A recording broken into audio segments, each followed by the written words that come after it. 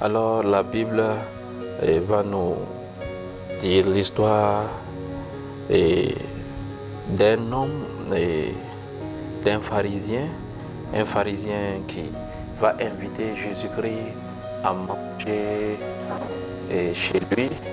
Et quel privilège que Jésus vraiment vienne dans ta maison pour souper avec toi. Mais malheureusement, nous allons voir plus tard que ce pharisien-là va vraiment rater cette bénédiction qu'il aurait dû avoir en invitant Jésus-Christ. Et si cela est votre cas aujourd'hui, il est temps de revoir vraiment votre manière de comprendre les choses ou d'agir afin de ne pas rater les bénédictions que le Seigneur a réservées pour vous. La Bible va nous dire dans le livre de Luc 7, verset 36, un pharisien pria Jésus de manger avec lui, et Jésus rentra dans la maison du pharisien et s'est mis à table. Le verset 37, et voici une femme pécheresse qui se trouvait dans la ville, ayant su qu'il était à table dans la maison du pharisien, apporta un vase d'albâtre plein de parfums et s'étint derrière aux pieds de Jésus. Donc, premièrement, ces pharisiens-là, il va inviter Jésus-Christ. C'est une bonne chose, c'est une chose très merveilleuse d'inviter Jésus-Christ dans ta maison. Oui, pourquoi ne pas inviter le roi des rois dans ta maison, le Dieu Tout-Puissant? C'est très bon, mais ce n'est pas suffisant. Les pharisiens là, donc quand nous lisons dans d'autres, si nous lisons d'autres versets dans la Bible va dire que ces pharisiens, Simon était lépreux. C'était un lépreux, donc et nous savons tous que la lèpre, c'est le signe du péché. Donc la lèpre signifiait le péché. Donc en ce temps-là, vraiment aujourd'hui, c'est comme ça. Donc Jésus va rentrer dans la maison de Simon et ressortir sans toucher Simon. Waouh! Que c'est vraiment, c'est vraiment désastreux ça. Que Jésus rentre dans ta maison et sort sans te toucher.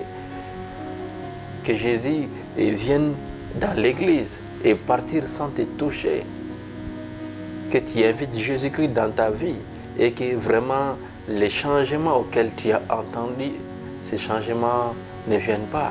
Ça, c'est vraiment mal parce que les gens n'ont pas tout simplement compris sa grâce.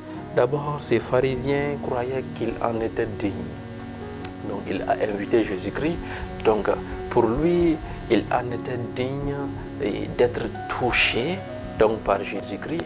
Jésus-Christ devrait même s'intéresser et premièrement à lui, donc venir lui dire: ah Simon, qu'est-ce qui ne va pas ici dans ta maison? Voilà, parce qu'il comptait premièrement aussi sur son titre, parce qu'il était pharisien et parce qu'il avait Jésus-Christ.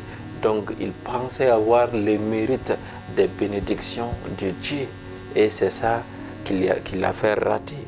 Donc cette femme pécheresse va venir et va se tenir derrière au pied de Jésus. Elle pleurait et bientôt elle mouilla de ses larmes les pieds de Jésus-Christ, puis les essuya avec ses cheveux, les baisa et les oignit de parfum. Donc le verset 39, les pharisiens qui l'avaient invité, Simon bien sûr, voyant cela, dit en lui-même: si cet homme était un prophète, il connaîtrait de quelle espèce est la femme qui le touche. Il connaîtrait que c'est une pécheresse. Vous voyez, premièrement, quand on n'a pas compris la grâce de Dieu, donc nous allons nous dire que nous ne méritons pas, de par nos efforts, de par nos titres, les bénédictions de Dieu. Donc, et si cela n'arrive pas, cela va entraîner quoi encore? Cela va entraîner le doute. Donc nous allons nous poser cette question-là: est-ce que vraiment Dieu connaît cela? Est-ce qu'il connaît ma situation? Est-ce qu'il connaît cela? Est-ce qu'il voit cela? Puisque je travaille, Je travaille beaucoup pour lui, mais je ne reçois pas cela. Je l'ai invité à faire cela, cela, mais je n'ai pas reçu cette chose-là. Je travaille dur pour lui. Je suis dans l'église, j'ai fait cela, j'ai fait cela. Parce que ces gens-là croient que les bénédictions de Dieu, vraiment, nous recevons les bénédictions de Dieu par nos propres mérites. Ils oublient vraiment la volonté parfaite de Dieu concernant cela. Dieu nous bénit à cause du mérite de son Fils. Les mérites là, ça se trouve en Jésus-Christ. C'est ça la grâce. Donc, les gars, ils n'avaient pas compris cela.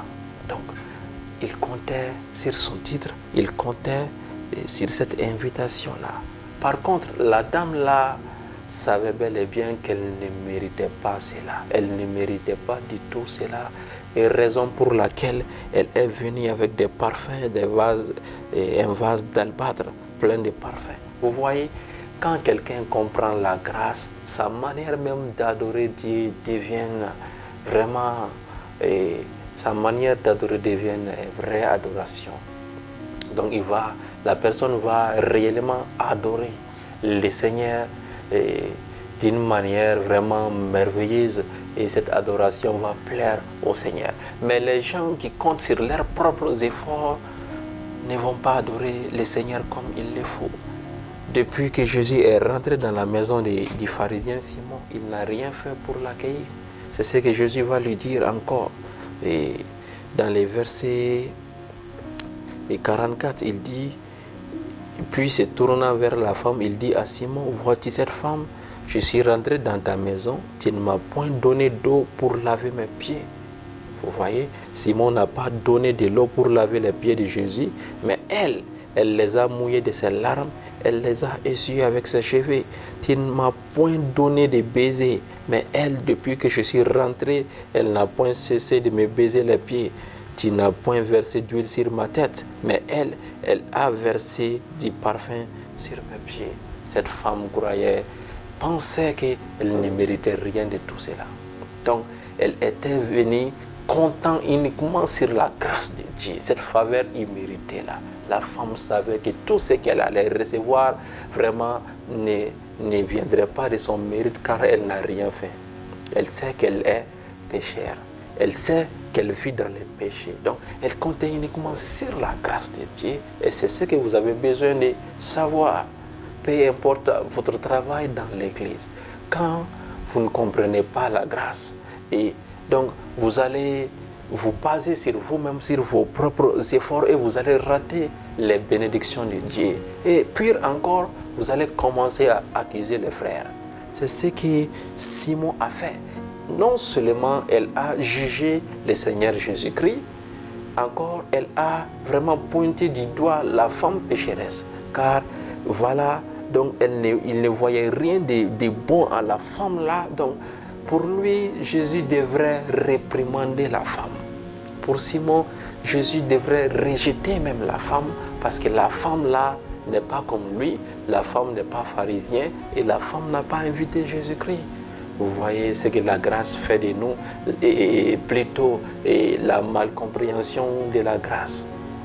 Et la loi aussi, car quand nous ne comprenons pas la grâce, nous vivons dans la loi. Donc, vous voyez ce que cela fait de nous. Cela fait de nous des gens qui jugent nos prochains et qui accusent le Seigneur, qui ne vivent pas dans l'amour. Et nous allons rater nos bénédictions. Tes bénédictions en Christ Jésus ne dépendent pas de tes efforts, ne dépendent pas de ce que tu fais, mais dépendent de ce que Christ a fait sur la croix. Et quand tu comprends cela, tu vas t'humilier. Quand tu comprends cela, au lieu d'accuser, tu vas aimer.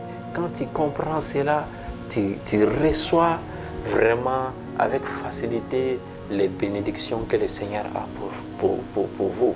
C'est ce que Simon n'a pas compris, et cela vraiment l'a plongé dans toutes ces choses-là. Jésus est rentré chez lui et ressorti. Jésus n'a pas guéri sa lèpre, il n'a pas été guéri.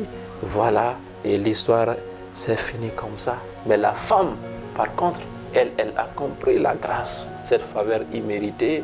Elle est venue en tant que pécheur et elle est ressortie victorieuse, lavée de ses péchés, sauvée même.